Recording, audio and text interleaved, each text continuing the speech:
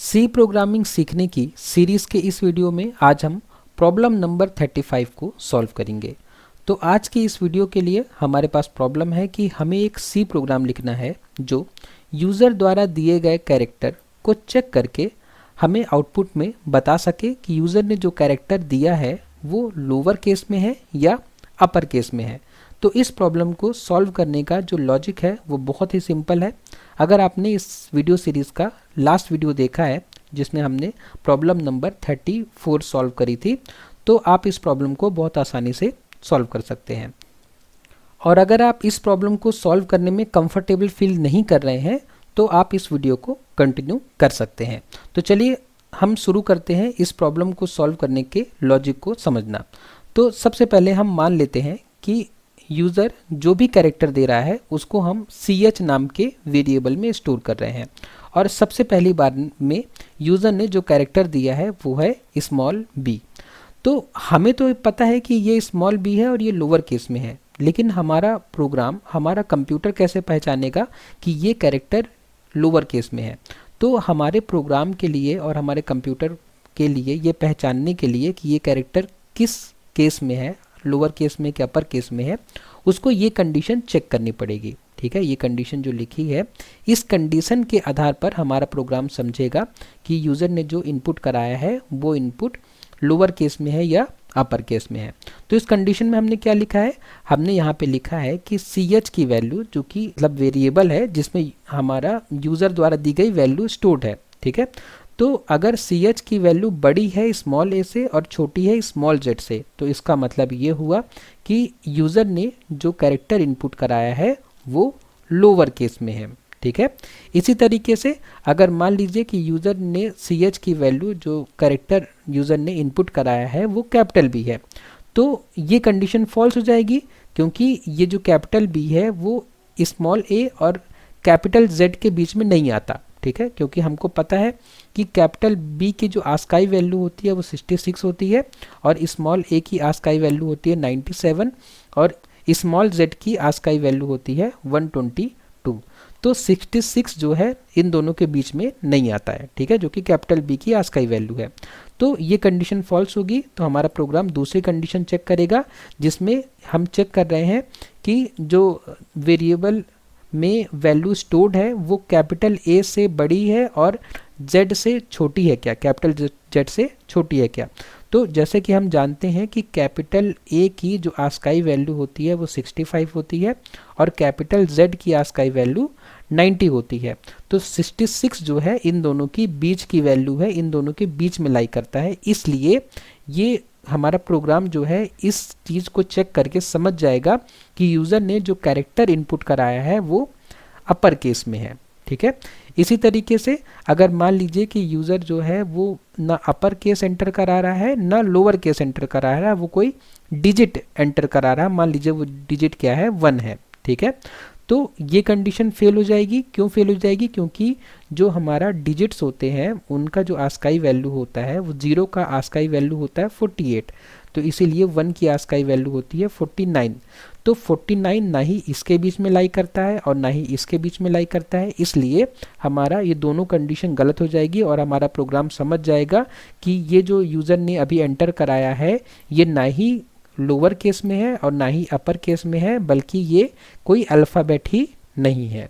ठीक है, तो इस तरीके से हमारा प्रोग्राम जो है इस लॉजिक का यूज़ करके समझ सकता है कि यूज़र ने जो कैरेक्टर इनपुट कराया है वो किस केस में है और ये भी चेक कर सकता है कि वो कोई अल्फ़ाबेट है या नहीं है। तो चलिए अब हम क्या करते हैं, हम इस लॉजिक का यूज़ करते हैं आज की प्रॉब्लम को सॉल्व करने के लिए सी लैंग्वेज में, और साथ ही हम इस लॉजिक को इम्प्लीमेंट करेंगे कंडीशनल ऑपरेटर का यूज़ करके। तो चलिए अब हम चलते हैं अपने VS कोड में और आज का काम शुरू करते हैं। तो मैंने अपना VS कोड ओपन कर लिया है और अपने VS कोड में आज का वो प्रोग्राम लिख लिया है जो हमारी आज की इस प्रॉब्लम को सॉल्व करेगा।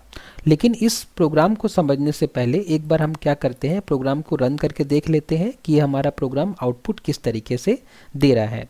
तो जैसे ही हमने अपने प्रोग्राम को रन किया तो सबसे पहले हमें मैसेज में मिला कि enter a single alphabet character. तो मान लीजिए कि हम स्मॉल b ही एंटर करा देते हैं। तो जो हमें मैसेज मिला वो मिला कि the character small B is in lower case. एकदम सही आंसर आया है, हमारा प्रोग्राम एकदम सही चल रहा है।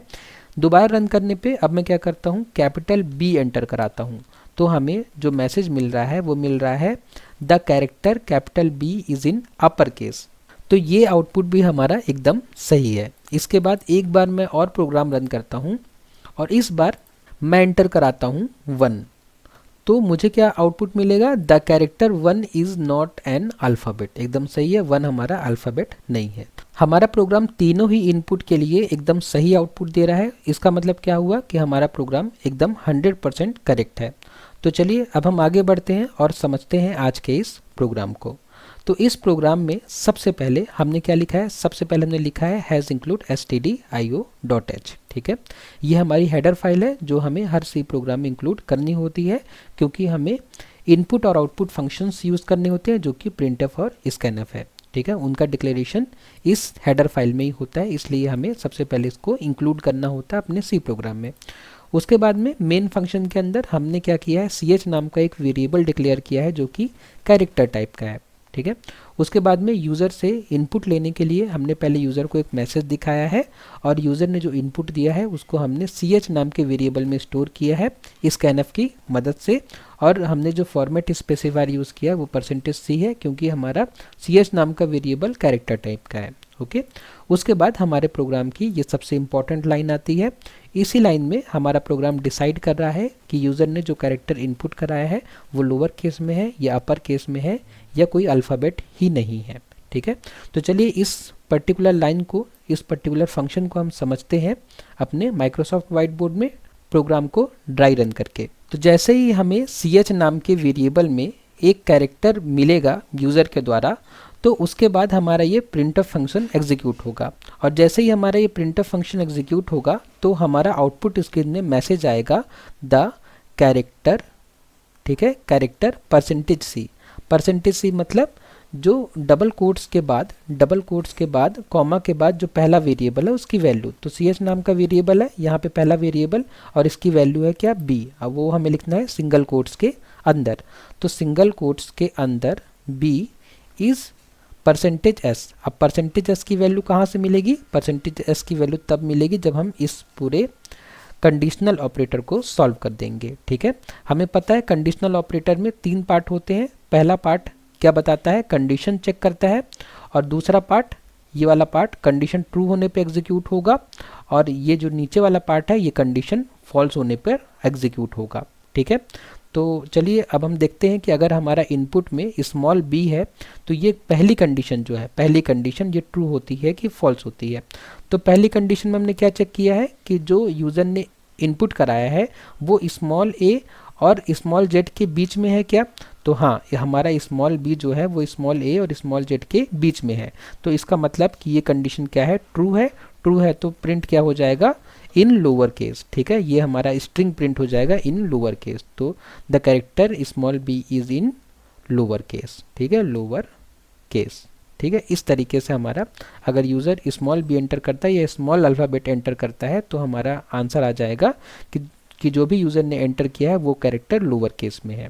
इसके बाद मान लीजिए कि यूज़र कोई अपर केस कैरेक्टर इनपुट कराता है। अपर केस के लिए कैसे होगा हमारा, ये printf फंक्शन जब एग्जीक्यूट होगा तो ये तो लिख के आएगा ही द कैरेक्टर। ठीक है, ये तो लिख के आएगा ही, %c की जगह क्या आ जाएगा, b आ जाएगा। ठीक है, इस अब %s की वैल्यू हमें निकालनी है। तो %s की वैल्यू निकालने के लिए हमें इस कंडीशनल ऑपरेटर को सॉल्व करना पड़ेगा। ये कंडीशनल ऑपरेटर में जब हमारा कंट्रोल जाएगा तो सबसे पहले कंडीशन चेक होगी ये वाली, और ये कंडीशन हो जाएगी फॉल्स। क्यों, क्योंकि जो कैपिटल B है वो स्मॉल a और स्मॉल z के बीच में नहीं आता। ठीक है, तो ये कंडीशन फॉल्स, तो हम कहाँ जाएंगे, इस सेकंड वाले स्टेटमेंट में। ठीक है, ये सेकंड वाले स्टेटमेंट में यहाँ पे जाएंगे। यहाँ पे एक और कंडीशन चेक होगी कि जो कैपिटल B है वो क्या कैपिटल A और कैपिटल Z के बीच में लाई करता है, तो ये कंडीशन सही है। तो ये कंडीशन सही है तो हम क्या प्रिंट कर देंगे, इन अपर केस। तो यहाँ पे प्रिंट हो जाएगा इन अपर केस। ठीक है, इसके अलावा अगर हमारा जो यूज़र है वो ना ही कोई कैरेक्टर ना ही कोई लोअर केस और ना ही कोई अपर केस कैरेक्टर इनपुट कराता है, मान लीजिए कोई डिजिट इनपुट कराता है, तो ये कंडीशन भी फॉल्स हो जाएगी पहली वाली। फिर हम यहाँ पे जाएंगे तो ये कंडीशन भी फॉल्स हो जाएगी। तो फॉल्स होने पर हमारा कौन सा स्टेटमेंट एग्जीक्यूट होगा, ये वाला स्टेटमेंट एग्जीक्यूट होगा, जो कि ट्रू वाले स्टेटमेंट के बाद में होगा। तो इसलिए अगर यूज़र जो है वो कोई डिजिट एंटर करता है या कोई स्पेशल कैरेक्टर एंटर करता है तो हमें मैसेज मिलेगा कि द कैरेक्टर, जो भी कैरेक्टर यूज़र ने एंटर किया है वो नॉट एन अल्फ़ाबेट है, ठीक है, जो कि हमने प्रोग्राम में रन करके भी देखा है। तो इस तरीके से यह हमारा प्रोग्राम काम कर रहा है और इस लाइन के बाद हम रिटर्न 0 कर देंगे और हमारे प्रोग्राम का एग्जीक्यूशन जो होगा बंद हो जाएगा। तो इस तरीके से आप एक सी प्रोग्राम लिख सकते हैं जो ये हमें बताए चेक करके कि यूज़र ने जो कैरेक्टर इनपुट कराया है वो कैरेक्टर लोअर केस में है या अपर केस में है या कोई कैरेक्टर ही नहीं है जो यूज़र ने इनपुट कराया है। तो आज के इस वीडियो में बस इतना ही। अगर इस वीडियो में आपको कोई डाउट है तो प्लीज़ मुझे कमेंट बॉक्स में बताइए। नेक्स्ट वीडियो में जब हम मिलेंगे तो हम इस वीडियो सीरीज़ की नेक्स्ट प्रॉब्लम को सॉल्व करेंगे। वीडियो को लास्ट तक देखने के लिए धन्यवाद।